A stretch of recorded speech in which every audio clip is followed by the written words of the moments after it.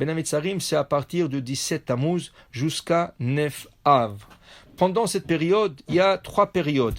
Il y a les 3 semaines, Ben Hametzarim, il y a le 9 jours, et il y a Shavua Shechal Bo Tisha B'Av, la semaine Tisha B'Av, à partir du Shabbat jusqu'au jeûne qui est Tisha B'Av. À partir de Shiva Asar Betamuz, on ne peut pas écouter la musique. Et une autre chose, on ne peut pas réciter la bracha de Shechianu, Vekiimanu, Veigianu, la Zemanazé. Comment dire Shechianu qui nous a fait arriver à ce temps, quand ce temps est un temps qu'on pleure la destruction du temple, et on va dire on est content d'arriver à ce moment, on ne dit pas Shechianu.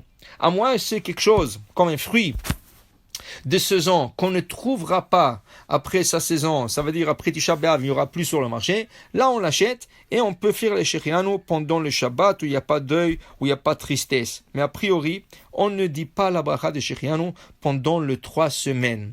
Alors, on n'apportera pas non plus un habit neuf qui nécessite la bracha de Shechianu comme un costume, une robe, un blazer, un manteau. Tout ça, on ne portera pas pendant les 3 semaines pour ne pas nécessiter d'avoir récité la bracha de Shechianu. La musique, on n'écoute pas pendant les 3 semaines à cause de la destruction du temple. En vérité, la musique, c'est pas seulement 3 semaines. Cependant, toute l'année qu'on n'a pas le droit d'écouter la musique. Seulement, la Gemara explique que c'est un décret She'en Hatzibur Yachol La'amod Bo. C'est un décret que la majorité du public ne peut pas tenir. La musique et nous ranime, la musique où nous donne la force et nous révit. Alors, c'est important d'écouter la musique. Je ne parle pas de la musique goy, je parle uniquement de la musique juive avec des paroles Kodesh, de Tehilim, de Piyutim, des choses comme ça. Alors, la musique, c'est impossible de l'interdire toute l'année. Mais, pendant les 3 semaines, c'est complètement interdit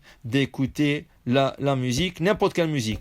La seule musique qui est permise pendant cette période, c'est la a cappella. A cappella, c'est une musique sans instrument musical. C'est avec la bouche et il y a des effets que les personnes spécialisées dans la cappella ils font comme une trompette, comme toutes sortes d'instruments musicaux, mais tout est fait avec la bouche. Dans ce cas, c'est permis de faire et écouter pendant les 3 semaines. Si on veut chanter, on a droit à table, le Shabbat, aucune restriction, tu peux chanter autant que tu veux. Alors, chanter avec la bouche, sans instrument musical, c'est permis, mais avec l'instrument musical complètement interdit d'écouter pendant les 3 semaines. Maintenant, pendant cette période, les 3 semaines, les Ashkénazes ont une coutume de ne pas se couper les cheveux et de ne pas se raser. Le Shulchan Aruch, Maran, dans le Shulchan Aruch, n'a pas écrit comme ça.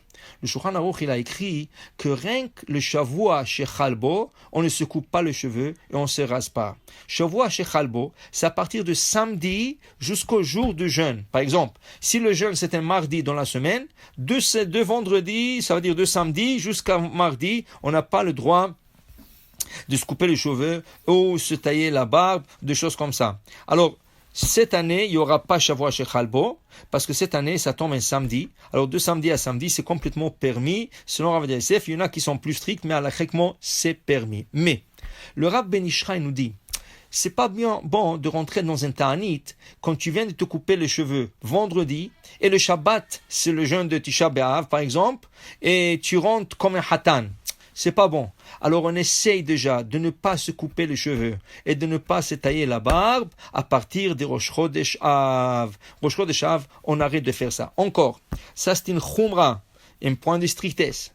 Mais celui pour raison de travail, ou shalom bayit, ou n'importe quelle autre raison, il a besoin de se couper les cheveux ou se tailler la barbe, cette année qu'on n'a pas le loi de Shavua Shechal Bo, alors dans ce cas, il aura le droit de le faire jusqu'à vendredi.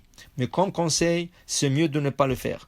Pour se couper les ongles, il n'y a aucun problème. Si l'ongle dépasse la chair, on a le droit de couper les ongles, même jusqu'à Shabbat Chazon, qui est le Shabbat juste avant le début du jeûne. Même après ça, pas pendant Tisha B'Av, même après ça, si les ongles sont trop poussés, on a le droit de le couper. Alors pour dire que les Ashkénazes ne se coupent pas, ne se rasent pas pendant 3 semaines, le Séfarad, c'est à partir Shavua Shechal Bo, et comme min'a, comme bonne coutume, un bon conseil, c'est à partir de Rosh Chodesh. Je vous souhaite Shabbat Shalom ou Mevorach.